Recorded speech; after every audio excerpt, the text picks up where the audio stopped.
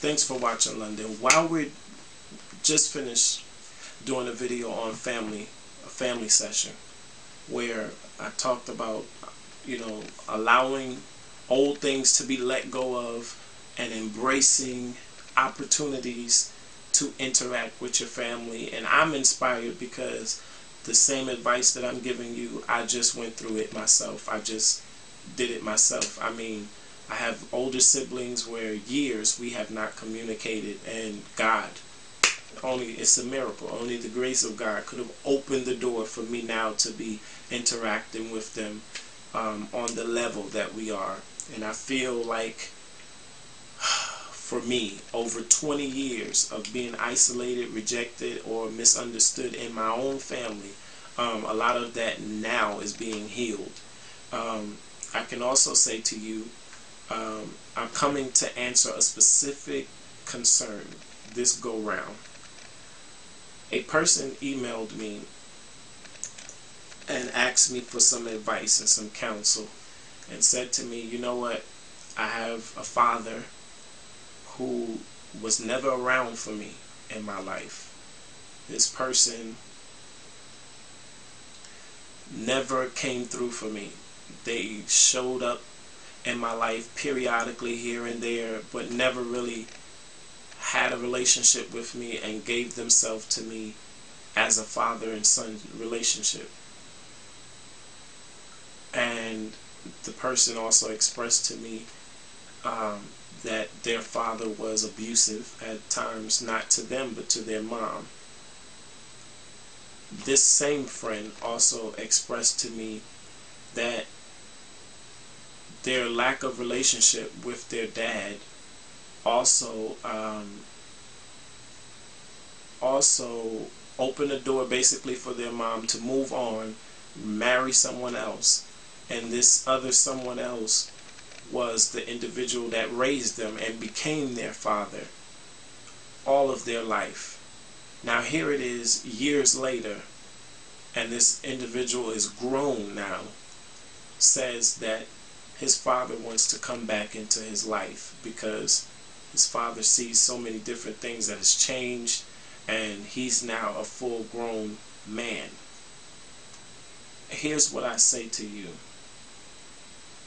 I understand your pain, your hurt, and your frustration for the lack of relationship that you have had with your dad. But from the bottom of my heart, I would say to you, never neglect the opportunity to get to know your family. Nobody is to say that your father can make up for the many years that he has missed out of your life, and that's the mistake that we often make when it comes to reuniting with family or absentee family members coming back into our life. We make the mistake of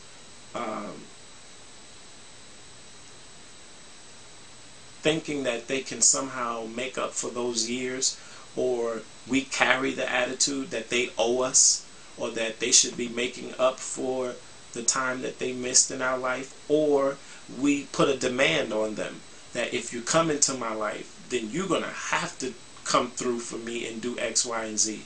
And a lot of times that type of strain pushes them right back out of our life. So think about it in this frame, that the opportunity has now presented itself for me to have this relationship, and it's ultimately, truthfully, my choice. At this point, it is your choice.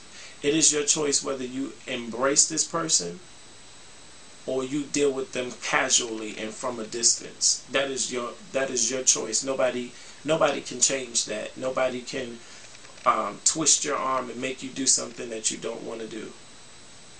But would you not want to know and to live knowing that the opportunity did present itself and then I rejected it? Now that's something that you have to deal with, that's on your hands. And I don't care what has happened in your life and how bad certain things are. Nobody's to say that you are to embrace this person and go from being perfect strangers or casual relationship to this person is dad. Sometimes trust and respect has to be earned, and especially when the person is putting in the work and they're putting in the time, they're putting in the effort, they're putting in the opportunity. And yes, you're going to have ups and downs and mishaps and mistakes, and promises will be made, sometimes delayed or sometimes altered, where basically intentions were to do certain things and it didn't turn out that way. That don't mean the person lied. It's just that things did not work out in their favor. So don't allow every little frivolous thing and frivolous moment to cause you to push this person right back out of your life in your anger. But embrace them. Embrace them. Embrace them. Welcome them. Take them in, because you never know. This may be this person's last chance to make amends or make right the wrong that has happened. And that's not to say that you can, by doing this, undo all the wrong that has been done. But if there is peace, let there be peace. If there is peace, let there be peace. And sometimes we have to lay ourself aside and come out of ourself and our selfish ways, because self would love to say, where have you been all this time? And those questions are valid.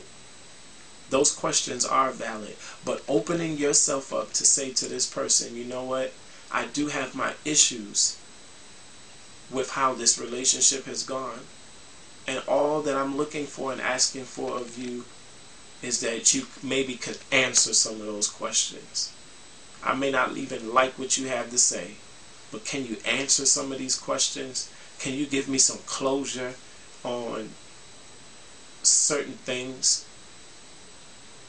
And do it in a respectful way, and also express it in a respectful way. You know what? You really damaged me. You really hurt me. And be truthful, be honest. But at the same time, just the way that you want to be respected, respect that individual. And remember that this is a journey that you have full control over. You can continue pushing people out your life, or you can embrace them, or you can do it in intervals where you learn to build trust and you build communication. And before you know it, the thing that has looked like it has been devised to hurt, harm, or kill you, you'll be healed. You'll be out of it, and you'll be over it. The only reason why you're struggling is because you are still holding on to some past hurts, pain, and bitterness. But if this be not the season, not because it's a holiday, the holiday don't have nothing to do with this video right now.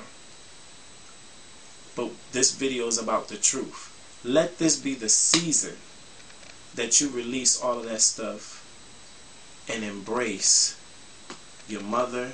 If it's your mother that has come back in your life, if it's your dad who has come back in your life, if it's siblings, grandparents who have come back in your life, let this be the season to embrace. Because after all, you remember what it feels like to be rejected.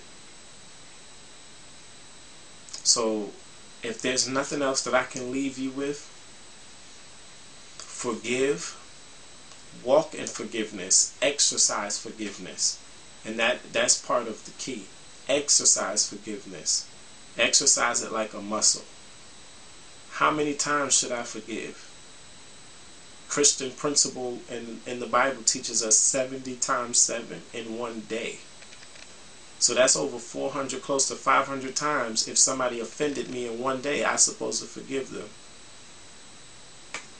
How many times in a lifetime can we be offended? So that means we just have to have a heart of forgiveness. Love unconditionally. And when we take the conditions off of love, we'll find ourselves in such a better state. Stay tuned for part 2, because I feel a part 2. Thanks for watching.